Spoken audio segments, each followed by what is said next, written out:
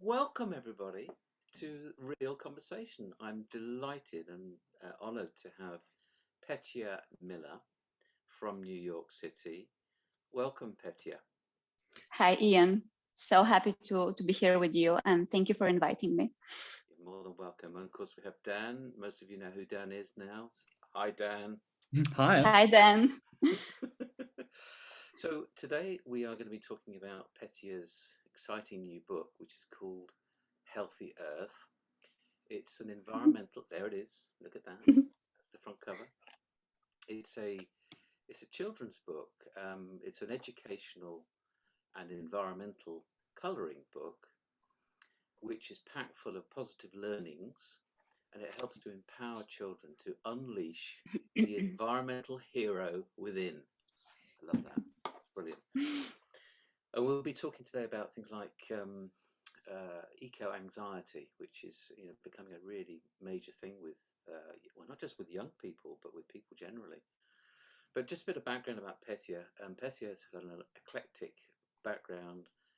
She's has a number of interests. She's more than 10 years. She's worked in the field of communications, branding, and advertising. Born in Bulgaria, her interest in intercultural dynamics led her to explore more than 30 countries, and she's lived in the Netherlands, Norway, Hungary, Sri Lanka, Florida, Vermont, and now lives in New York City.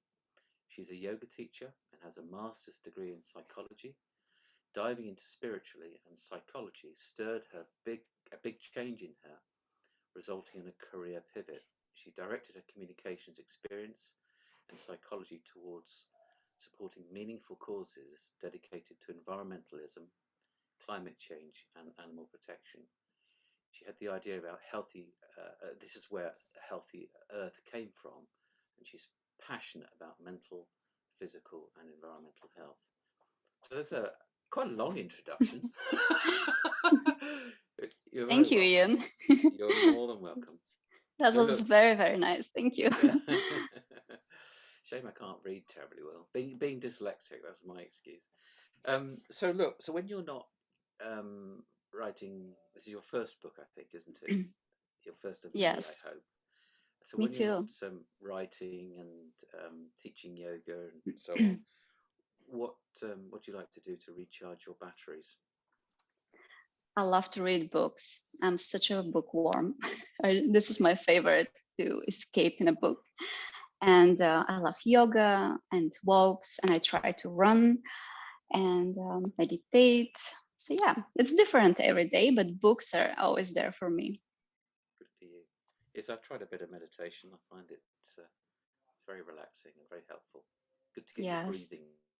It's quite a diverse thing, meditation, though, isn't it? Some people think you have to cross your legs and hum, but there's loads of things that can be meditation, isn't it? Like for me, it's my weightlifting. Absolutely. And climbing. It's just finding that center of peace, isn't it? Yes, it's just one action that you practice very consciously, and you try not to think about something else while doing it. So there were moments in my life when I just couldn't stay still when I'm anxious. So running would be my meditation. I would do it without listening to something. So I would just be free brain, trying to absorb the environment around me, trying to notice new things, especially when you've been walking the same street or the same route for many, many years, and you think you know everything, but there's always something new and different. Like I try to notice new tree or like some new detail of a house or a building. So, or candle watching, cooking, all those activities that you just absorb yourself into. Coloring can be one of them too. Did you say candle watching? Yes, the flame of the candle, it's very relaxing. So for some people, it's really, really helpful to just grab the attention and to keep the focus on one thing. Sea watching as well. Fire are always very quiet because we're just staring at the flames, losing ourselves. Yes. Also watching the horizon of the sea. That's another way. It's yeah. When go on, please. No, a way just to quiet the brain, because the brain is always active and that's its job, and it's okay. But we need to give it another distraction so that we can calm ourselves. Part of our mental well-being training when I was in the military, there was a big meeting with a European psychiatrist. I can't remember her name, sadly. But she said when you feel overwhelmed, you should close your eyes, feel different types of textures, actively listen for sounds, and try and smell certain things in the air, because the way that integrates with your brain, it distracts you from the part of your brain which causes anxiety. It's really cool. Absolutely. And it's quite incredible. Yeah. A lot of psychologists and psychiatrists, the first tip they give you for coping with anxiety is saying breathe. So that's why I like to bundle psychology and yoga together, because they're actually very, very related. And breathing and being aware of your environment is part of a way of coping with anxiety. Usually they say 5 things you notice, 4 things you hear, 3 things you can touch, 2 things you can smell, and 1 thing you can, I forgot what was that, the last one. Excuse me about it. Every time I've tried yoga, because of course it can benefit my weightlifting with mobility, I get a bit more anxious, to be honest. I try to get into these different positions and I just feel like I'm going to break, and I start shivering, and oh God, I don't know how to start it. But either way, that kind of sidetracks it a bit too much, doesn't it? I wouldn't want to get yoga lessons over this. So you've traveled a hell of a lot, more so than the vast majority of people. And some people say you find inspiration in different locations. Was there a particular place where you found inspiration for what you're doing and other aspects of your life? Yeah, there are many places that inspired me for sure. It's 3. Yeah. I mean, you have 30 places that you've been to, different countries. This may last a bit too long if we go through all of them, but the top definitely 3. I would go for the first place where I lived for longer was Netherlands, and this was when I was 20 years old, and I was just amazed by all the sustainable practices they had. Of course, back then the term sustainability wasn't so mainstream. It's a trendy new term that we use nowadays, but back then I would notice that they have a very good recycling system. They wouldn't use plastic bags. And these were the first things that paid attention to me. Also, the plant-based diet was very, very popular among people there. And I was really, really amazed, because as an animal activist, I was always avoiding meat, but I was surprised that there's alternative to it. And I found it there in Germany. Scandinavia is another place that is, especially Norway, is impressive about their efforts in protecting nature and protecting their pristine waters and using everything to the most. They have a lot of sustainable fish farms there, and kelp farms and seaweed farms. And it's just, I'm always impressed how they can create a lot of products just from seaweed and grow seaweed to encourage, they use this multi-tropic farming, and they grow seaweed to encourage the growth of salmon. They create perfect environment for salmon, but also seaweed absorbs CO2. And then they create like pasta, chocolate, soap, candles from seaweed. So it's just like circular. That's amazing. Yes, that's what we need. And they're also very into electric vehicles, and it's just, yeah, it's impressive. Yeah, ideal case. I remember probably a couple of years ago getting off at Schiphol Airport and catching a taxi, and I think 3/4 of the taxis were either hybrid or electric cars. Yeah. And that was probably 3 years ago, actually. Now I lost 2 years because of COVID. Yeah. Didn't we all? We all. So of the various projects that you've worked on over the years, which ones inspired you most and had the biggest impact on you? It's definitely Healthy Earth. I've been working on it for the last 2 years. It's not as long as my previous projects where I spent like 10, 12 years, but this one is like giving me that kick in the morning to wake up, immediately get out of bed and start like doing stuff. It's probably one of the few times I felt like this. For other projects, it was like volunteering or organizing activities for nonprofit organizations when I felt that's in line with my personal beliefs. And Healthy Earth, yeah, it's definitely, especially when I see kids loving it, holding it, playing with it, receiving feedback from parents who say like, I have a 4-year-old boy, he hates coloring, he can't keep his focus on one thing for more than 5 minutes, and here he is coloring it for 30 minutes. And I'm like, Excellent. Brilliant. Yeah, yeah. What actually inspired you to go down that route of a colouring book? Psychology. Yes, psychology in general, because coloring is an amazing technique to cope with anxiety and stress. And I've been reading a lot about eco-anxiety among children. And then I researched a lot of children books, and there was an amazing article in Guardian actually that was saying tears before bedtime, because all the sustainability and environmental books right now, or back then, this was 2-3 years ago, they were very dark, very scary for children, portraying the worst case scenario, and children were very, very scared, depressed, crying, absolutely normal. And I know from psychology that you can't provoke a change when you're feeling scared, when you're down, when you're depressed. That's not how it happens. You need to be in really inspired state of mind, easy, calm. And that's how you get through coloring. Coloring is putting the brain into that flow mode. That's like doing something that's both easy, but requires some kind of effort to pick colors, to not go out of the lines. So it's the right activity for the brain to not feel bored, but also to feel calm. Not too much pressure, but not too easy.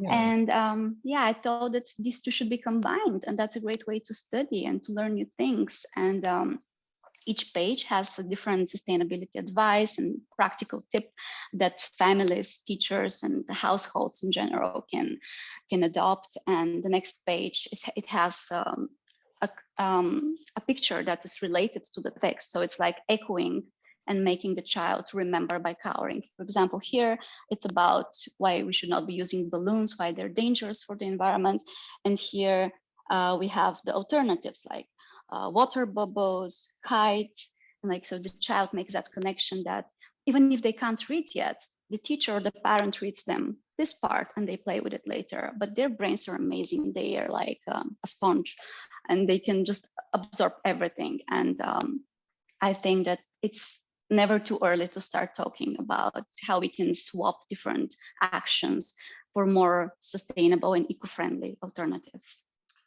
Amazing. That was an incredible answer. Thank you. What age children is it aimed at, your book? We didn't put age on it because every family is in different stage of their sustainability journey. So we didn't want to limit someone. For example, when I lived in Florida, this book would be perfect for 6, 7+ years old kids, but in Vermont, they start learning about composting from 3, 4. So even though they can't read, they can play with it. And it all depends on the engagement that the parent or the teacher are able to commit for this book. So I have clients who bought it for 2, 3 years old, and they were very happy with it. It all depends, but definitely between 3 and 11, if we have to put it like according to the market requirements. And that being said, some of my friends, they were coloring it too, and they were saying that they didn't know some of the tips here. So yeah, I color it too. Definitely. Do you plan to produce other books, maybe for adults? Yes. That project came with 2 ideas that are connected. The other is a coloring book about sustainability for adults and having adult appropriate illustrations, and having content that is exactly for adults, like even the type of coffee you drink, the type of tea, how to take care of your trash, hygiene products for women. It's like there's so many things, clothing, jeans, they're made of plastic. So there's a lot of other content that I've prepared for the way we live like adults. And here's a spot to mention that the illustrator of the book, she hand-drawn everything, Evelina Vasileva. She's based in Bulgaria. She did all the Evelina Vasileva. It's her name, Ivy. If you email me the link, and we'll put a link to her maybe. Yes, that would be awesome. Thank you so much. Yeah. So we're planning to work on the second book.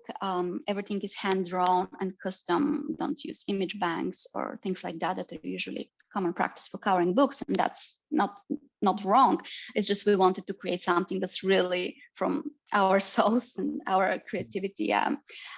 We also want to create a book on plant-based recipes. And again, it's not that we say that's the only way to live, only plant-based, but if you want to experiment several times a week with some delicious recipes, we would like to provide that because I love cooking.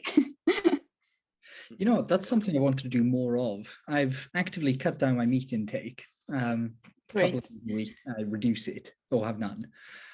But I found it difficult to find a really good recipe that isn't overly complicated. I've gone on the internet and sometimes there's 1,000 ingredients, so there's just a couple ingredients, but it's a bit bland. So I have found something that hits the sweet spot of easy to make but super tasty. So I'll buy your book if you make that. That would be very, very good. I'm not a great chef. The idea is to exactly to know the basics, like you need protein, some fiber, and veggies, so how to mix them. So if you have different kinds of legumes, you can just like chickpeas, beans, and mix them with broccoli, cauliflower, bake them, and you're done with some nutritional yeast on the top. So we want to just show the way we can mix and match different ingredients without being too fancy or difficult to cook, because plant-based eating, that's the beauty of it. It's cheap and it's super easy to make it at home. Yeah, actually, a friend of mine, Indy Siraj, she's a international level powerlifter. I say that because lots of people say, oh, you can't get enough protein through, a vegetarian diet. He's literally one of the strongest people in the world. He's massive. He is incredible. And being Sikh, he has to be vegetarian. And it's incredible. He gets all the nutrition he could possibly need. There's lots of false claims and misleading things about the vegetarian diet. And it would be great to have someone push the message a bit more that isn't on the more extreme side of pushing it, if you know what I mean, where it doesn't make people feel defensive. Exactly. Yeah. It's like, it's okay not to eat meat. There's some delicious stuff, etc. So yeah, absolutely. No shame.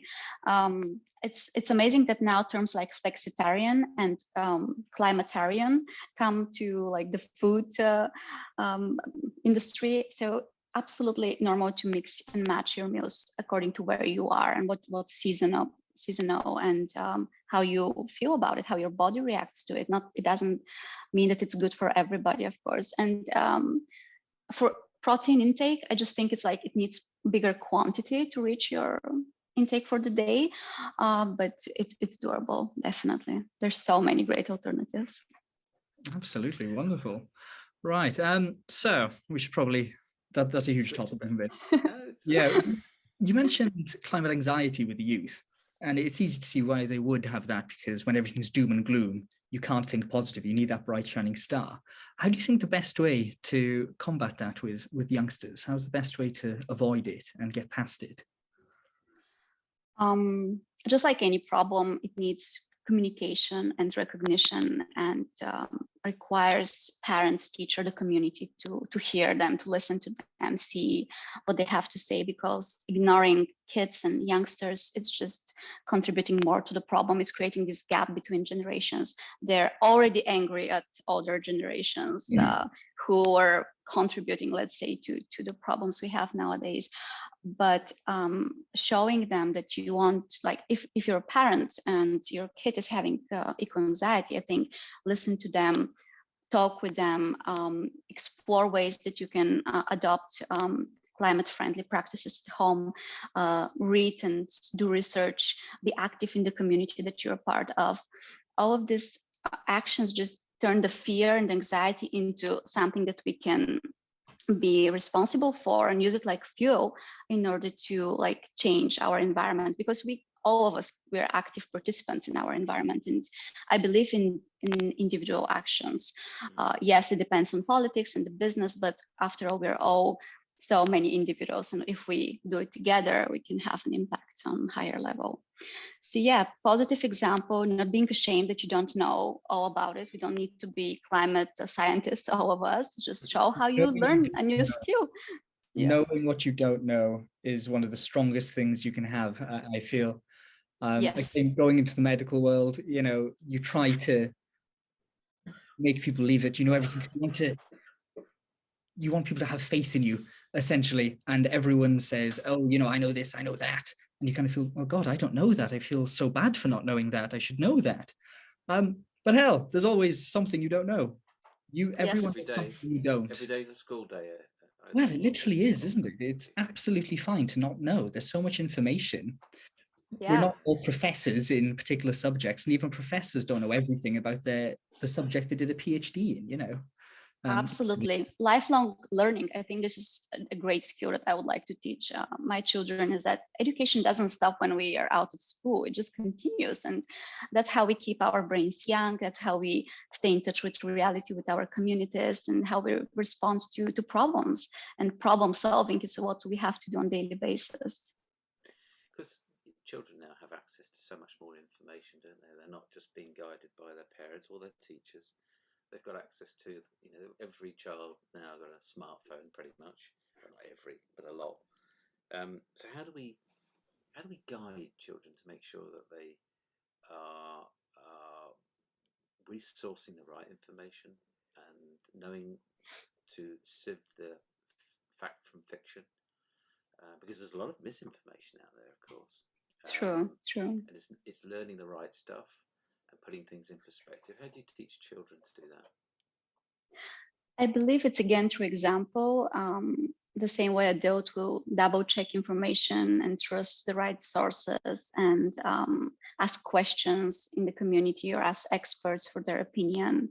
And yes, double check everything. There are websites now that can detect fake news, and like they have a lot of information and database with news translated from different languages. So I always try to do that if I'm not sure about the information I'm reading, but I also like have my trusted resources, and I try to like read mainly them. Otherwise, it's very discouraging to read the fake news.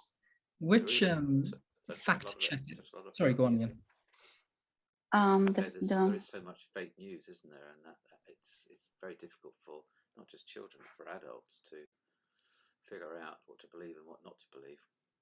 Absolutely, it depends on the location in the world, but freedom of press is still a challenge in many countries. So especially in those fake news are on the rise, and thanks to social media as well, now it's easier for everybody to turn into a journalist and share their opinion as if it's news, and as if it's fact. TikTok, etc., isn't it?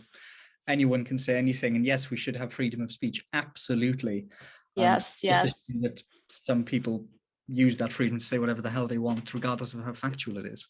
Yes, and media outlets are like titles sometimes are just personal opinion of someone that they have interviewed, and I really get very conscious about those articles, because it's like, wait, this is not the news, it's just the news that someone said something. So it's really it's tricky.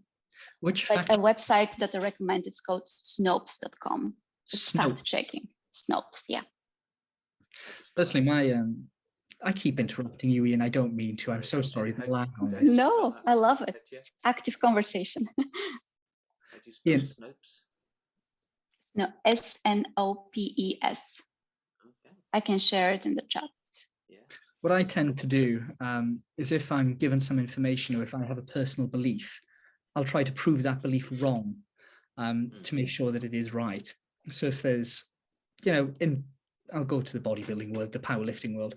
If there's something about muscle protein synthesis and protein interactions, I will try and find evidence that discredits that numerous times. Because then if it can't be discredited, or at least if it hasn't been discredited yet, and everything's just pointing in that direction, then I have every right to believe it. And it comes the same with recycling and things like that. If it says this item is only recycled to a rate of about 9%, look at different environmental agencies, waste agencies, etc. And if they say something different, then that information is probably not right. If they say the same, then it's probably right-ish, Yeah. Absolutely. In media, it's again very tricky, because I also try to see who is advertising in that media outlet, for example, and yes, especially for events. When I go to events as well, I'm like looking at who are the speakers at the event, but also who is sponsoring the event, and that's how you can get idea about the content that you're going to hear. And unfortunately, there's a lot of greenwashing happening. Yeah. we see, particularly, speak for the UK, packaging press. It's pretty much sponsored by the plastics industry. So it's quite difficult to, it's quite difficult to actually get an unbiased perspective, which is difficult, for anybody in the packaging industry trying to learn. You get a skewed perspective. I've heard just in the last few weeks, the plastic recycling rates. Some people say it's in the UK, it's over 45%, and some people will tell you the truth, it's actually less than 10%. Well, oh wow, it's a huge difference. It's a huge difference, and it's a very important difference. It's classic cherry picking. It's cherry picking at its finest. Different plastics, different formats have different rates of recycling. So they've looked at plastic bottles, for example, like your water bottles, which, relatively speaking, compared to other plastics, have a fantastic rate of recycling. Not great, but quite good.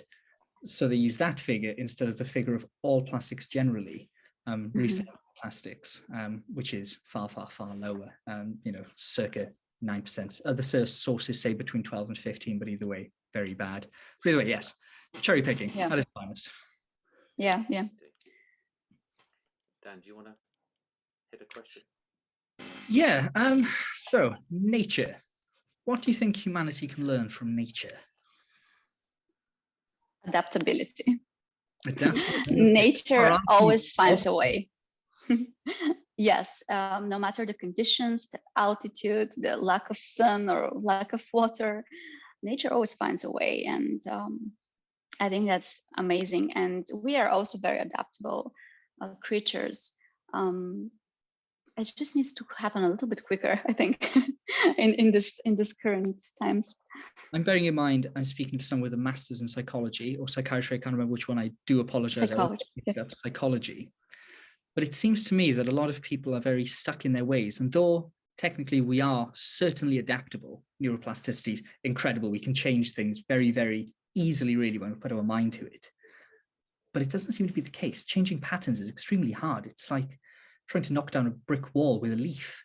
How do you think is the best way to change someone's point of view? That's a tough one. That's a tough question. Yes. I usually try to look at make a positive shift for the environment. Let's do it slightly differently. Yeah, I usually go from the perspective that I try to put myself in their shoes, because you can't make people in urban areas in the States where there's no public transport and no way that they can survive without a car, tell them you should not use a car. Like, I try to give them, first of all, don't make them feel bad about doing something, because probably that's the only thing that they have available there. And then just give another alternatives, because it doesn't need everything to be perfect. We don't need to be like green in every single aspect of our lives, but we can try to do what's available to us in this location where we live right now and what we have available. So I would say, yes, for example, you can switch to a life without a car. It's impossible, but you can eat locally, you can compost probably because of your location. Yeah, of course.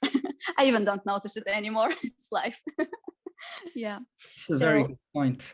Coming to a place of putting yourself in the other shoes and thinking what is making them believe that particular thing that I want to change their perspective on, and then from not judging and from respectful, loving way to give them alternatives, not make them feel bad about themselves. That's absolutely loving way. I think that's brilliant, lovely. Change comes out of respect and loving for another human being, and which is something that's very difficult. Sometimes, if we're taking the context of, say, business, enabling people to change their point of view through respect and loving is something that doesn't always go hand in hand, right? Just need a bit of love, don't we? No hostility, just a bit of love. We're all human beings. Even in the office, we bring our emotions, needs, and problems. Yeah, we certainly do.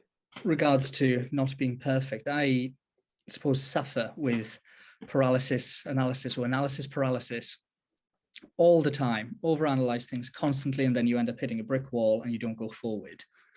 So my stepdad, great guy, he said to me that perfection is the enemy of the good. Yes. And that's actually stuck with me massively, and it's reduced the paralysis by analysis considerably. It makes life a lot easier, and it's sensible, isn't it? Definitely, yeah. And you can also reframe it. Sorry to interrupt you, Ian. Sorry, no, I interrupted you. I'm sorry about that. That was very rude to me. No. It was very disrespectful of me. Oh, no worries. I just want to say to Dan, you can reframe it that this is part of your process, that you do a lot of analysis, and you can just give a big part of period for that stage of your decision-making process and accept it. And then it will be easier to move on from it to the next stage. Okay, I'll give that a whirl, actually. Thank you. Yeah.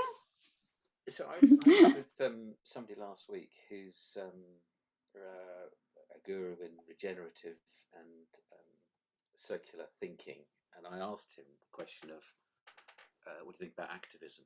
You know, young people and older people standing up and beating the drum and getting noticed and creating havoc, if you like, almost of an anarchy rules approach. What's your view of that sort of disruptive approach to changing behaviour, getting governments and business to change behaviour? I'm thinking the Greta Thunberg kind of approach, you know, with the wooden posters saying, "Come on, you got to change," and blah blah blah blah blah. What's your view of that approach? She's an incredible young woman, and I recently read scientists were saying that we were trying to achieve for like 30 years what she did for 5 years. We were trying to achieve it, and they really recognize her a lot for just stirring the whole world and activating so many kids on the streets and doing changes. They're very knowledgeable. I've been protesting here with students on the streets of New York, and I'm just impressed how knowledgeable they are. They follow the court system. They follow different deals between the companies, not just the news. They like dig into like the small text, the notes on the pages where like they get a lot of information, and it's really impressive. And I think activism is a great channel to express our eco anxiety. Of course, it comes with a lot of things we should be careful about, like not to exhaust ourselves and not be overwhelmed by it. But whenever we can do it, it's great. And it's a great support also for those organizing it. We've seen, certainly in the UK, I don't know about America, but we've certainly seen activism sort of overflowing into sort of quite radical activism. People lying down in front of the vehicles in the motorway on the M25 and doing some pretty radical things to get noticed. Extreme, right? You know, and that it is, probably had the reverse effect of actually annoying the electorate. But what's your view of extreme activism?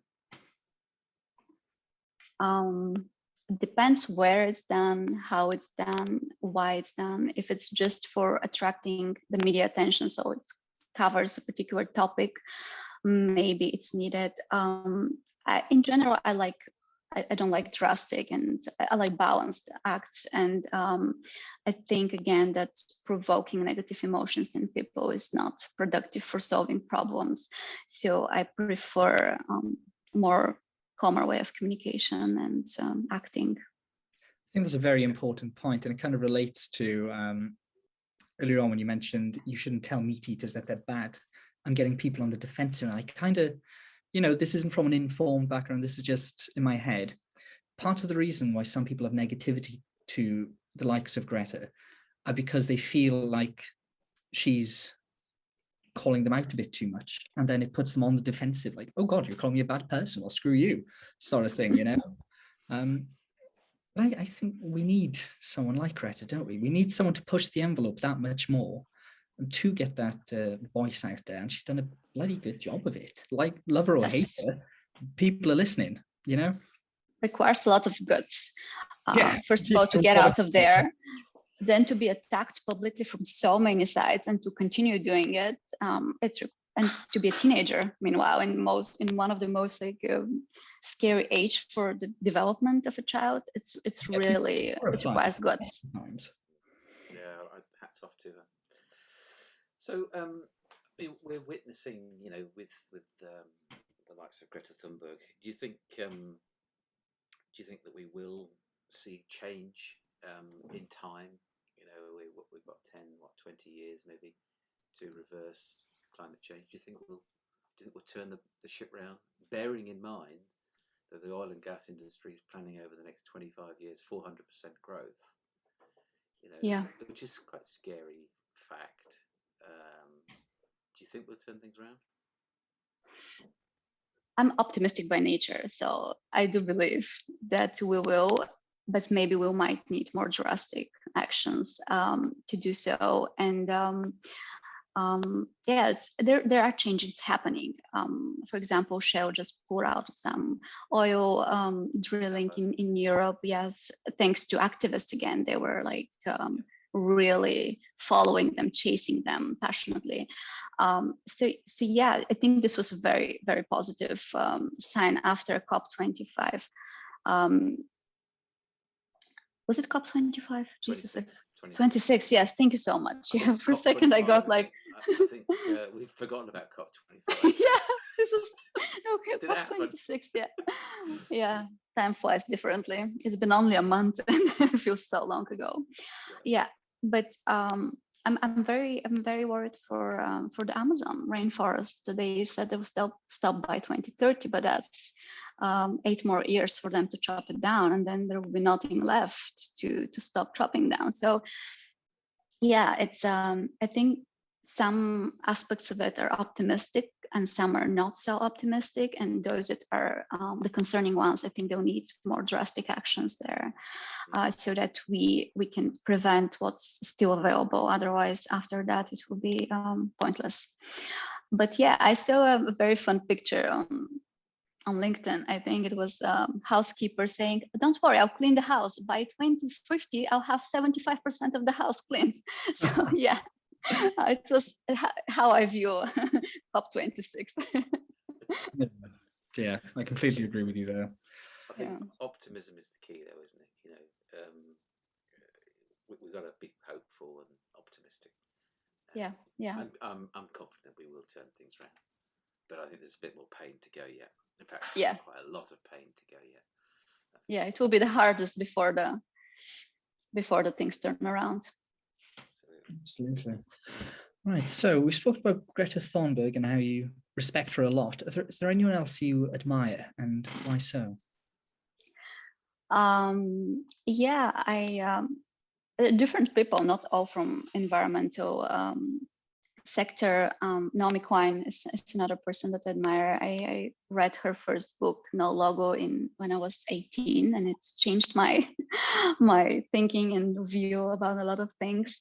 And but apart from that, I love a lot of authors and psychologists. I think every day I tap into the content of Esther Perel. She's an amazing psychologist.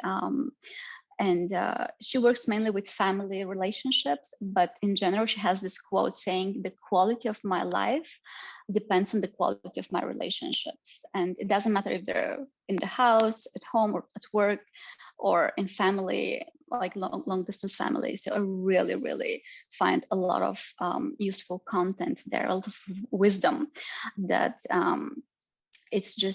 it can be applied for every aspect of our lives and all the social roles that we all wear during the days. And I love her.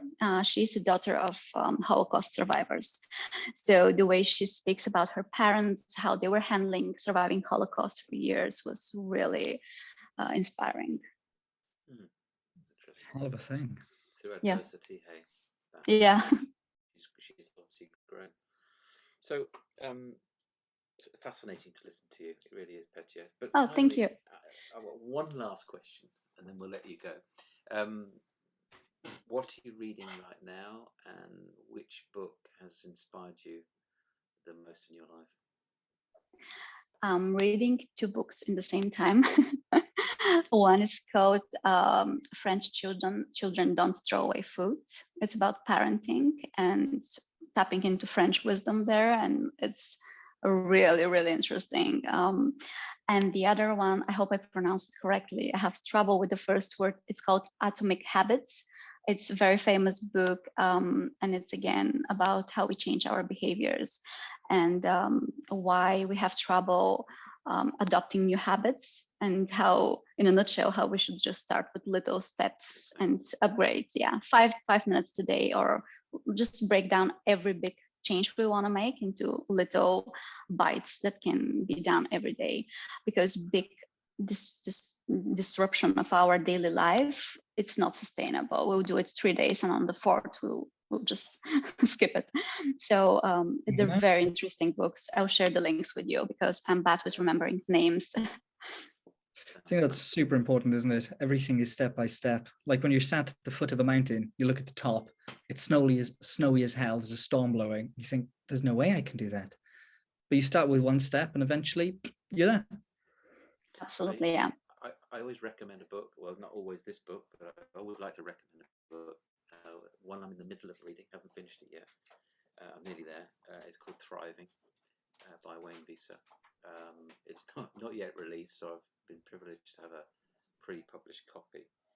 Nice. But it is absolutely fantastic. What I love about it is it's an optimistic viewpoint of how we can get out of the hole we're in from an environmental perspective. But it's how do we, as a society, change our behaviour. And this gentleman, Wayne, was brought up in South Africa, so he lived through the apartheid.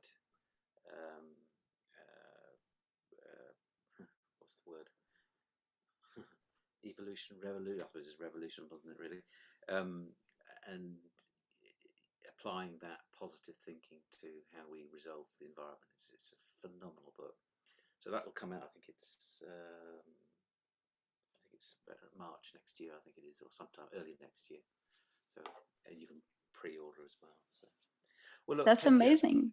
Yes, indeed. Well, look, Petya, it's been an absolute pleasure to meet you and Likewise. to talk with you. You are absolutely inspirational. I'm looking forward to reading your book. I haven't actually received. I've ordered them, but I haven't got them yet. It's not your fault. It's just somewhere in the postal system, I believe. They're on their way. They're on their way. Yeah.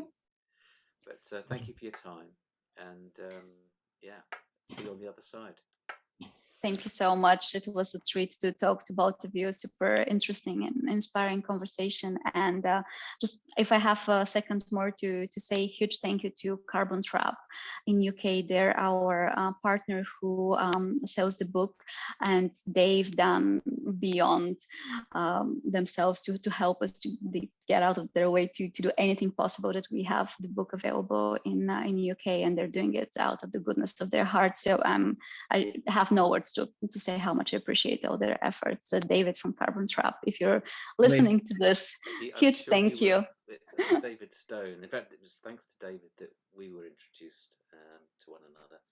Yeah, yes. David Stone's a big fan of yours, that's for sure. Amazing human being. Thank you. Hopefully he will watch this. So.